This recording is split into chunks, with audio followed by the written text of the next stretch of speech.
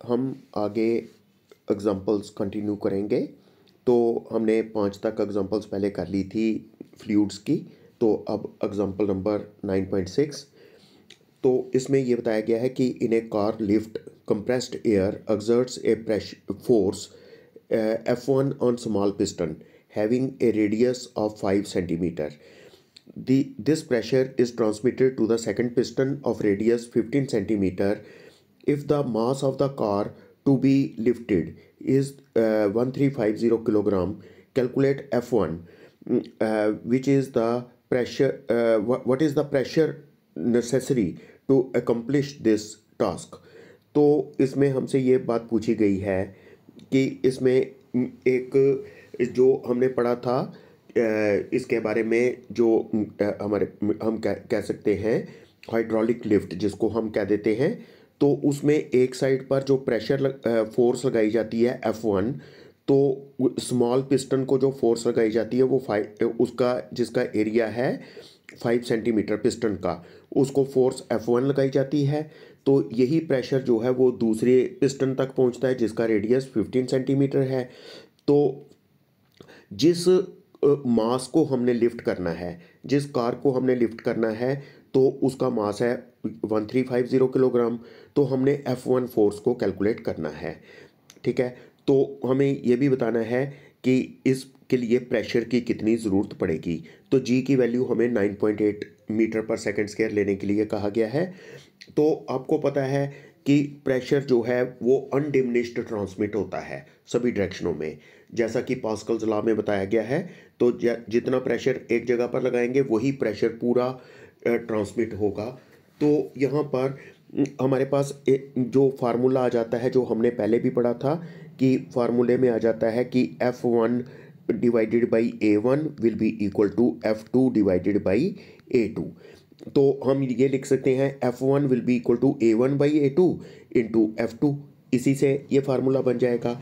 दोनों की वैल्यू लिखेंगे।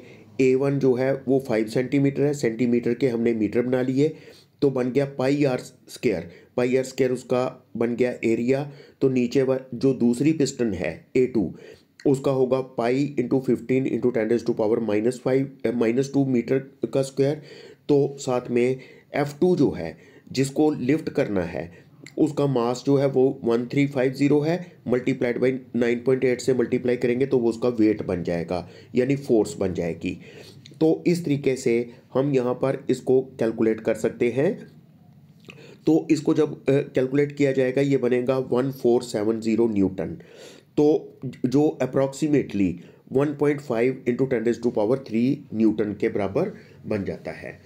तो इतनी तो फोर्स हमें लगानी पड़ेगी। एक तो हमसे पूछा हुआ था कि F1 निकालिए, तो F1 हमने इस तरह से कैलकुलेट कर लिया कि F1 हमारे पास किसके बराबर आ जाता है, that is equal to 1.5 into 10⁻³ newton. तो एयर प्रेशर जो है वो किसके बराबर होगा, वो जिसने ये फोर्स लगाई वो किसके बराबर होगा, P is equal to force divided by area.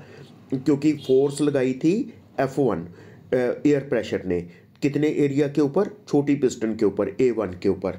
तो F1 के बदले हम लिख देंगे 1.5 इंटू 10⁻³ और एरिया वही जो हमने पहले कैलकुलेट किया था पाई 5 इंटू 10⁻⁻² का स्क्वायर। तो जब हम इसको कैलकुलेट करते हैं वी गेट 1.9 इंटू 10⁻⁵ पास्कल। तो ये तकरीबन हमारे पास डबल है किसका, एटमॉस्फेरिक प्रेशर का। जो आपको पता है एटमॉस्फेरिक प्रेशर जो होता है वो होता है 1 इंटू 10⁻⁵ पास्कल। तो यहाँ पर ये तकरीबन 2 इंटू 10⁻⁵ पास्कल बन रहा है। तो ये प्रेशर जो है वो एटमॉस्फेरिक प्रेशर का तकरीबन डबल होता है। उसके बाद हम नेक्स्ट क्वेश्चन देखते हैं, that is 9.7। A fully loaded Boeing aircraft has a mass of 3.3 into 10⁵ kilogram. Its total wing area is 500 meter square. It is in level flight with a speed of 960 km per hour. A. Estimate the pressure difference between the lower and upper surfaces of the wings. B. Estimate the fractional increase in the speed of the air on the upper surface of the wing relative to the lower surface. The density of air is rho is equal to 1.2 kilogram पर metre cube. तो इसमें हमें ये जो बात बताई गई है कि एक फुली लोडेड बोइंग है, एयरक्राफ्ट है, तो जिसका मास जो है वो है 3.3 इंटू 10⁵ किलोग्राम। तो उसके विंग जो हैं उनका एरिया जो है वो है 500 मीटर स्क्वायर। तो ये विंग जो है लेवल फ्लाइट में चल रहा है, तो इसकी स्पीड जो है that is 960 kilometre per hour. एक तो हमने ऊपर और नीचे विंग के ऊपर और नीचे का जो एयर प्रेशर का डिफरेंस होगा वो हमने बताना है कितना है, और साथ में ये बताना है कि स्पीड्स जो हैं एयर की उसमें कितना फ्रैक्शनल इंक्रीज है ऊपर आपको पता है कि एयर की स्पीड ज़्यादा होगी, नीचे एयर की स्पीड कम होगी, तो तभी तो विंग जो है वो ऊपर लिफ्ट करता है। तो हम ये देखेंगे कि दोनों में जो स्पीड का डिफरेंस है उसमें कितनी फ्रैक्शनल चेंज है। तो हमें एयर की डेंसिटी जो बताई गई है 1.2 किलोग्राम पर मीटर क्यूब। इसमें सबसे पहले हमने आंसर जो देखना है वो ये है कि हमें जो इसका बताया गया है इसका मास बताया गया है वो कितना बताया गया है, दैट इज़ 3.3 इंटू 10⁵ किलोग्राम। तो इसका अगर हम वेट निकालना चाहेंगे तो मल्टीप्लाई करना पड़ेगा हमें 9.8 से, इतना तो टोटल वेट है। तो चेंज इन प्रेशर किसके बराबर हो जाएगा, प्रेशर जो होता है that is force per unit area. तो फोर्स इतनी लग रही है एयरक्राफ्ट को नीचे की तरफ, तो डिवाइडेड बाय एरिया जो है 500 मीटर स्क्वायर है विंग्स का एरिया। तो इसको अगर हम कैलकुलेट करेंगे तो ये हमारे पास बन जाता है 6.5 इंटू 10⁻³ न्यूटन पर मीटर स्क्वायर। ठीक है, मतलब इसमें जो सबसे पहले बात आपको समझनी है वो ये है कि वेट जो होता है ना एयरक्राफ्ट का, उसको बैलेंस कौन करता है, जो प्रेशर का डिफरेंस होता है विंग के बीच में, दोनों विंग के ऊपर और विंग के नीचे जो प्रेशर का डिफरेंस होता है वही इसके वेट को बैलेंस करता है। तो यानी कहने का मतलब जितना प्रेशर नीचे लग रहा है उतना ही प्रेशर ऊपर को होना चाहिए। तो हमने देखा कि इसमें हमने वेट देखा टोटल कितना बनता है एयरक्राफ्ट का, तो divided by area of the wings. तो हमने जब वो कैलकुलेट किया तो इतना ही प्रेशर डिफरेंस होगा किसमें, अपर एंड लोअर विंग में।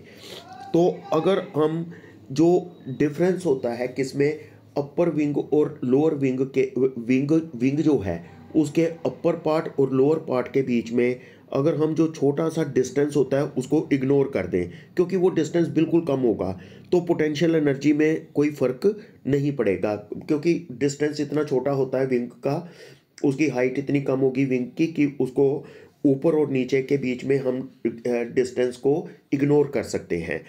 तो फिर चेंज इन प्रेशर किसके बराबर होगा, that will be equal to rho divided by 2 V2 square minus V1 का स्क्वायर। ये हमने कहाँ से ले लिया, ये इक्वेशन हमारे पास कहाँ से आई, this is from the Bernoulli's theorem. तो अब यहाँ पर V2 जो है वो अपर पार्ट की स्पीड है, जो विंग के ऊपर एयर ब्लो कर रही है उसकी स्पीड V2 है, और जो नीचे स्पीड विंड ब्लो कर रही है उसकी स्पीड जो है वो V1 है।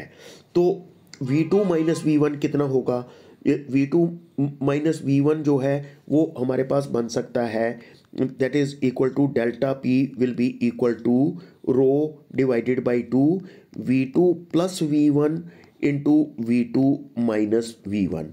तो V2 माइनस V1 को उसी साइड रहने दो, तो V2 प्लस V1 जो है वो हम नीचे ला सकते हैं। तो आपको ये भी पता है कि एवरेज जो इसकी स्पीड होगी वो किसके बराबर होती है, वो होती है V1 प्लस V2 अपॉन 2। तो यहाँ पर ये जो पोर्शन बनता है ये V1 प्लस V2 अपॉन 2 ये बन जाती है एवरेज स्पीड। तो हम इसको लिख सकते हैं कि एवरेज स्पीड जो है वो है 960 किलोमीटर पर आवर। अगर हम इसको 5/18 से मल्टीप्लाई करेंगे तो बन जाएगा मीटर पर सेकंड। तो जो एवरेज स्पीड है वो हमारे पास बन रही है 267 मीटर पर सेकंड। तो अब V2 minus V1 divided by V average, ये हम क्यों कर रहे हैं? क्योंकि हमें देखना है फ्रैक्शनल चेंज। फ्रैक्शनल चेंज किसके बराबर होती है? फ्रैक्शनल चेंज जो होती है that is equal to change in velocity divided by the average velocity, जितनी भी एवरेज वेलोसिटी है। तो इधर हमारे पास राइट साइड पर क्या आ जाता है? डेल्टा पी तो अपनी जगह रहा, तो V1 प्लस V2 अपॉन 2 ये बन जाएगा V एवरेज। तो साथ में रो जो है वो आ जाएगा। तो एक जैसे हमने लेफ्ट साइड पर V एवरेज से डिवाइड किया है, तो राइट साइड पर भी V एवरेज हमें एक्स्ट्रा लिखना पड़ेगा, तो V एवरेज का स्क्वायर बन जाएगा। अब हमें इसमें सभी चीज़ों का पता है। हमें पता है कि डेल्टा पी जो है वो कितना है, वो हमने कैलकुलेट किया था ऊपर। डेल्टा पी की वैल्यू जो है हमने कैलकुलेट कर ली थी, दैट वाज 6.5 इंटू 10⁻³ हमें डेंसिटी जो है वो दी गई है एयर की। तो वी एवरेज जो है वो हमने देखा 267 है। सबकी वैल्यू अगर हम पुट करेंगे तो हमारे पास वैल्यू आ जाएगी 0.08। तो अगर हम इसकी परसेंटेज देखेंगे, परसेंटेज में निकालना चाहेंगे, तो ये 8% बन जाएगा। 8% जो है वो प्रेशर डिफरेंस होगा ऊपर और विंग के ऊपर और नीचे की जो एयर है उसके बीच में इतना प्रेशर का डिफरेंस बन जाएगा। तो इस तरह से हमने ये क्वेश्चन जो है देखा कि इसमें हमें दो चीज़ें कैलकुलेट करनी थी। एक तो हमें करना था कि प्रेशर डिफरेंस कितना है, और साथ में हमें ये देखना था कि कितना फ्रैक्शनल चेंज है ऊपर और नीचे की जो एयर है उसकी वेलोसिटी में कितनी फ्रैक्शनल चेंज है। उसके बाद हम एक क्वेश्चन करने जा रहे हैं। ये question 9.8, a metal block of area 0.10 metre square is connected to a 0.010 kilogram mass via a string that passes over an ideal pulley considered massless and frictionless as shown in figure. A liquid film a liquid with a film thickness of 0.30 millimeter placed between the block and table. When released, the block moves to the right with constant speed of 0.085 meter per second. Find the coefficient of viscosity of the liquid. तो इसमें क्या होता है कि आप लोगों को arrangement जैसे बताया गया है कि ये हमारे पास एक टेबल है, टेबल के ऊपर एक ब्लॉक रखा हुआ है, मेटल का ब्लॉक है। तो इसका जो एरिया है, मेटल के ब्लॉक का जो सरफेस एरिया है वो है 0.10 मीटर स्क्वायर। तो इसको एक वेट के साथ बांधा गया थ्रू स्ट्रिंग, उसका जिसके साथ बांधा गया उसका मास है 0.01 किलोग्राम। तो ये स्ट्रिंग जो है ये पास करती है फ्रिक्शनलेस पुली से। तो और जो ब्लॉक है और टेबल है उसके बीच में एक लिक्विड की फिल्म है जो कि 0.30 मिलीमीटर थिक है। तो जब हम इसको छोड़ते हैं, जब हम ब्लॉक जो नीचे मास सस्पेंड हो रहा है उसको जब हम रिलीज़ करते हैं, अपने हाथ से छोड़ते हैं, तो जो ब्लॉक है वो राइट साइड मूव करना शुरू कर देता है with speed constant speed 0.085 metre पर सेकेंड। तो हमने बताना है coefficient of viscosity of the liquid. तो इसमें देखना कि इसमें हमारे पास क्या होगा। आप लोगों ने जो वो पढ़ा हुआ है शियर स्ट्रेन, ठीक है। शियर स्ट्रेन आपने पढ़ा था कि मॉडुलस ऑफ रिजिडिटी, इसमें बेसिकली हमने निकालना है मॉडुलस ऑफ रिजिडिटी। जो मॉडुलस ऑफ रिजिडिटी है इसका लिक्विड का, तो वही हमारे पास क्या बन जाता है, कोफिशिएंट ऑफ विस्कोसिटी। तो मॉडुलस ऑफ रिजिडिटी को हम किस तरह से लिखते हैं? मॉडुलस ऑफ रिजिडिटी जो होता है उसको हम लिख देते हैं किस तरह से, वो हम लिख देते हैं कि स्ट्रेस जो हम लगाते हैं टेंजेंशियल स्ट्रेस, टेंजेंशियल स्ट्रेस जो हम लगाते हैं, स्ट्रेस लगाते हैं टेंजेंशियल स्ट्रेस डिवाइडेड बाय जो होता है क्या चीज़, जिसको हम बोल देते हैं शियर स्ट्रेन। तो इसको हम शियर स्ट्रेन भी कह देते हैं, tangential stress divided by shear strain, ठीक है। तो अब इसमें क्या होता है कि जो नीचे का लिक्विड होगा, लिक्विड जो है वो नीचे का लिक्विड जो है वो टेबल के साथ फिक्स रहेगा, लेकिन ऊपर का पार्ट जो है वो आगे को डिस्प्लेस हो जाएगा। तो आपको पता है कि शियर स्ट्रेन किसके बराबर होता है, जितनी इसकी डिस्प्लेसमेंट हो गई, ठीक है, और इसके बीच में अगर सपोज करो, जैसे आप लोगों को पता है, मैं दूसरे तरीके से आपको बता देता हूँ कि इस केस में क्या होता है कि जैसे हमारे पास कोई ब्लॉक होता है, जैसे कोई अगर हमारे पास ब्लॉक होगा तो इसका नीचे का सरफेस अगर हम फिक्स रखेंगे, इसके नीचे का सरफेस अगर हम फिक्स रखेंगे, ये सरफेस फिक्स है, तो ऊपर जब हम कोई फोर्स लगाते हैं तो ये आगे को सरफेस थोड़ा सा चला जाता है, इस तरह से ये सरफेस थोड़ा सा आगे को चला जाता है। जितने एंगल से ये आगे जाता है उसको हम बोलते हैं शियर स्ट्रेन।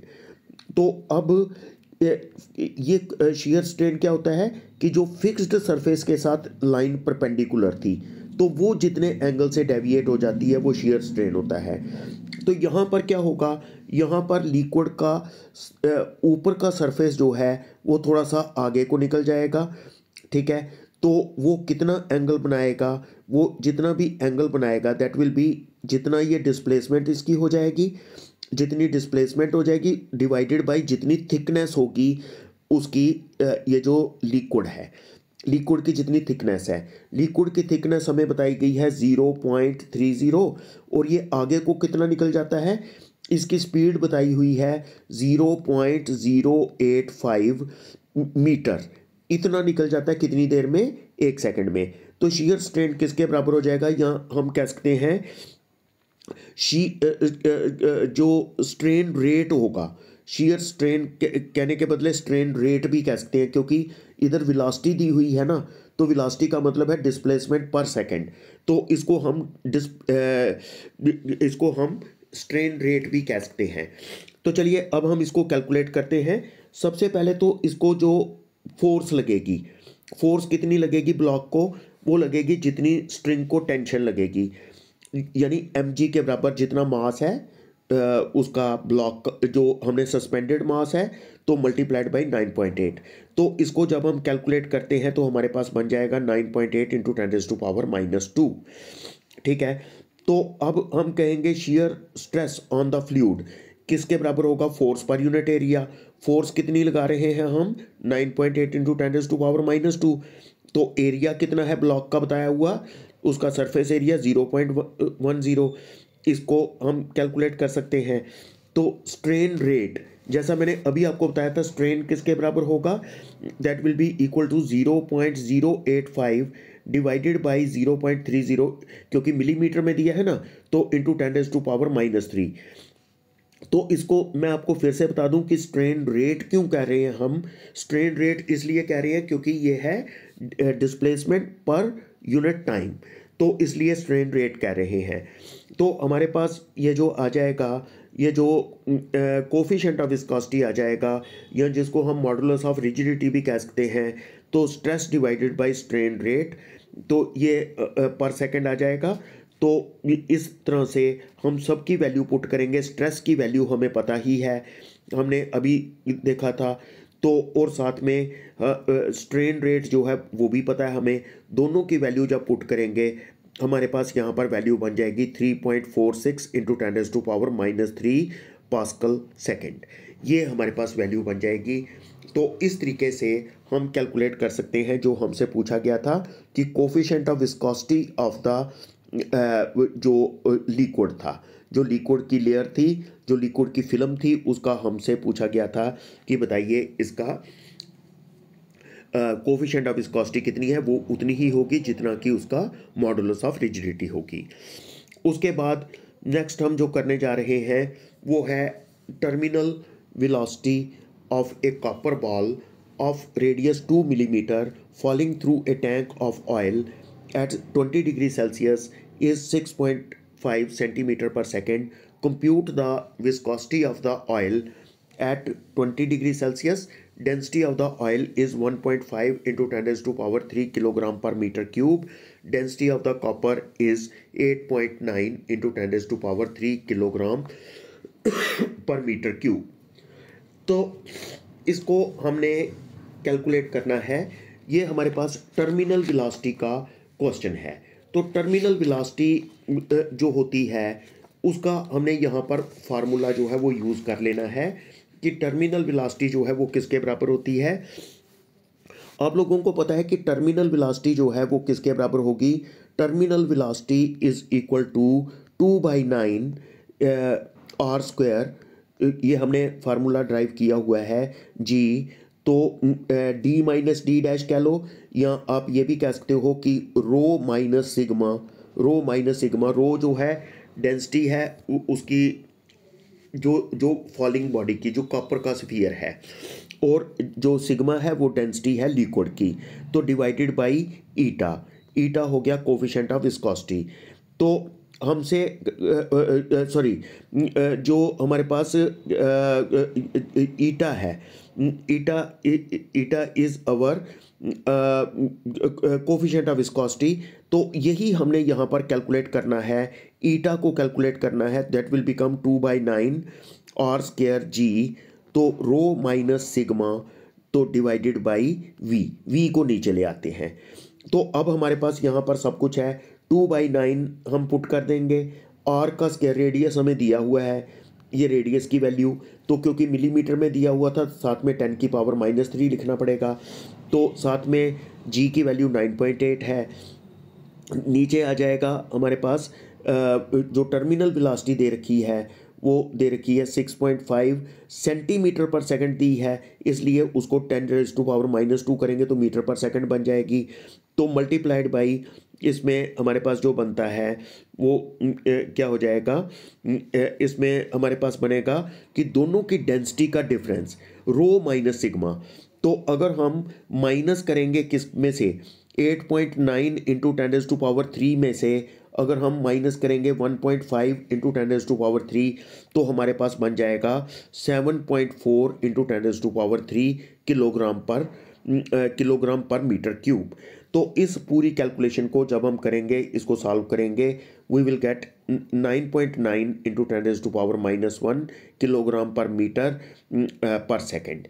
तो इस तरह से ये हम कैलकुलेट कर सकते हैं कोफिशिएंट ऑफ विस्कोसिटी। ठीक है, सिंपल विस्कोसिटी बोल दीजिए या कोफिशिएंट ऑफ विस्कोसिटी बोल दीजिए। तो इस तरीके से हम इसको कैलकुलेट कर सकते हैं। तो इसमें सिंपल हमें फार्मूला जो यूज़ करना पड़ा वो था टर्मिनल वेलोसिटी का फार्मूला हमें यूज़ करना पड़ा।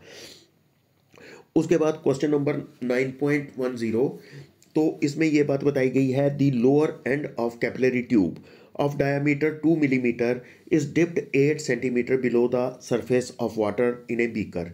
What is the pressure required in the tube in order to blow a hemispherical bubble at its end in water?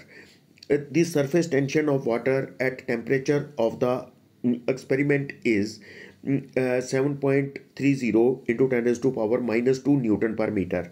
1 atmospheric pressure is equal to 1.01 into 10⁻⁵ Pascal. Density of water is equal to 1000 kilogram per meter cube. G is equal to 9.80 meter per second square. Also calculate the excess pressure. हमें इसमें एक बताया गया कि एक capillary tube है, उसके नीचे का एंड जो है उसका डायमीटर दिया गया है, हमें उसको डिप किया गया है 8 centimetre below the surface of water in a beaker. तो हमसे पूछा गया कि कितना प्रेशर की ज़रूरत पड़ेगी अगर हम उसके नीचे एक हेमिस्फेरिकल बबल जो है वो बनाना चाहते हैं, हेमिस्फेरिकल बबल। तो सरफेस टेंशन हमें वाटर की दी हुई है, एटमॉस्फेरिक प्रेशर के बारे में बताया कितना होता है, डेंसिटी वाटर की बताई है, जी की वैल्यू बताई है, और हमसे एक्सेस प्रेशर निकालने के लिए भी कहा गया है। एक तो पूछा हुआ था कि कितना प्रेशर चाहिए हेमिस्फेरिकल बबल बनाने के लिए, और दूसरा पूछा हुआ है कि कितना मतलब होना चाहिए, एक्सेस प्रेशर कितना होना चाहिए। आप लोगों को एक बात पता है कि एक्सेस प्रेशर जो होता है वो किसके बराबर होता है, जो बबल का एक्सेस प्रेशर एक्चुअल में होता है बबल का, वो होता है 4S/R। लेकिन कब, जबकि वो एयर में होगा। जब वो लिक्विड का बबल बनेगा एयर में, तो उसके दो सरफेसेस होते हैं, एक अंदर का सरफेस एयर से टच कर रहा है, एक बाहर का सरफेस एयर से टच कर रहा है। लेकिन इस केस में जब एयर बबल बनेगा तो वो लिक्विड के साथ एक ही तरफ से टच कर रहा है, तो इसका मतलब ये है कि हम ये बात कह सकते हैं कि इसमें जो यूज़ होगा एक ही सरफेस यूज़ होगा, दैट इज़ इसमें जो एक्सेस प्रेशर होगा that is 2s divided by r। तो इसमें हम ये कह सकते हैं कि जो प्रेशर हमारे पास होगा, जितना प्रेशर की हमें ज़रूरत पड़ेगी वो किसके बराबर हो जाएगा। एक तो हो गया एटमॉस्फेरिक प्रेशर। एटमॉस्फेरिक प्रेशर जो है 1.01 इंटू 10⁵ पास्कल, ठीक है, प्लस उसको हमने डिप कितना नीचे कर रखा है, वो उसकी जो डेप्थ है, नीचे के एंड की जो डेप्थ है वो 0.08 मीटर है, क्योंकि 8 सेंटीमीटर बताया हुआ था, तो 8 सेंटीमीटर का मतलब हो गया 0.08 मीटर। तो ये आपको पता है कि जो प्रेशर होता है वो होता है ρgh। रो हो गई डेंसिटी, जी हो गया एक्सेलेरेशन ड्यू टू ग्रेविटी, और एच होगी डेप्थ जितनी है। तो डेप्थ तो हो गई 0.08, तो डेंसिटी हमें दी हुई है 1000 और जी की वैल्यू 9.8। तो टोटल मिलाकर इसको अगर हम कैलकुलेट कर लेते हैं, इस पूरे को अगर हम कैलकुलेट कर लें तो हमारे पास ये वैल्यू आ जाती है 1.01784 इंटू 10⁵ पास्कल। तो एक्सेस प्रेशर फिर कितना चाहिए। इतना प्रेशर तो किसकी वजह से था, जो मैंने P0 प्रेशर निकाला वो किसकी वजह से था, वो तो था एटमॉस्फेरिक प्रेशर प्लस जितना वो ट्यूब का एंड जो है वो लिक्विड के नीचे था उसकी वजह से। तो अब कितना प्रेशर चाहिए, उसको जो प्रेशर चाहिए वो चाहिए एक तो जितना प्रेशर लग रहा है, प्लस उसमें एक्सेस प्रेशर कितना होना चाहिए हेमिस्फेरिकल बबल बनाने के लिए 2s/r। तो हम सबकी वैल्यू लिख लेते हैं। P0 जो है वो तो हमने कैलकुलेट कर लिया, उसकी हम ये वाली वैल्यू यहाँ पर लिख देंगे, ये P0 की वैल्यू हो गई, प्लस 2s सरफेस टेंशन हमें बताई गई है, तो डिवाइडेड बाई हमें बताया गया कि उसका रेडियस, उसका डायमीटर बताया था 2 मिलीमीटर, तो नेचुरली रेडियस किसके बराबर हो गया, रेडियस जो है that will B 1 millimetre. 1 millimetre का मतलब हो गया 10⁻³ मीटर। तो हम इसको कैलकुलेट करते हैं, हमारे पास जो वैल्यू आ जाएगी 1.02 इंटू 10⁵ पास्कल, ठीक है। तो इसका मतलब इतना प्रेशर जो है वो हमारे पास हो जाएगा pressure inside the bubble. Bubble के अंदर जो प्रेशर हो जाएगा वो इतना हो जाएगा 1.02 इंटू 10⁵, ठीक है। तो रेडियस तो आपको पता है कि कितना होता है, जब भी कोई नैरो ट्यूब होती है, कैपिलरी ट्यूब होती है, तो उस केस में जितना ट्यूब का रेडियस होता है, कैपिलरी ट्यूब का रेडियस होता है, उतना ही रेडियस हो जाता है किसका, हेमिस्फीयर का। तो हेमिस्फीयर का भी हमने रेडियस उतना ही ले लिया, तो जितना कि उसका हो जाता है किस चीज़ का, जितना होता है ट्यूब का रेडियस हो जाता है। तो इसका मतलब एक्सेस प्रेशर बबल में कितना हो जाएगा 146 पास्कल, 146 पास्कल हो जाएगा, ठीक है। तो इस तरीके से हम इसको कैलकुलेट जो है वो कर सकते हैं। तो ये जो हमारा था क्वेश्चन नंबर एग्जाम्पल नंबर 9.10, तो ये कंप्लीट करने के बाद ये हमारी एग्जाम्पल्स कंप्लीट हो गई। इसके बाद हमने जो करना है दैट इज़ द एक्सरसाइजेज। तो एक्सरसाइजेज के क्वेश्चन हम करेंगे, तो एग्जाम्पल्स इतनी ही थी।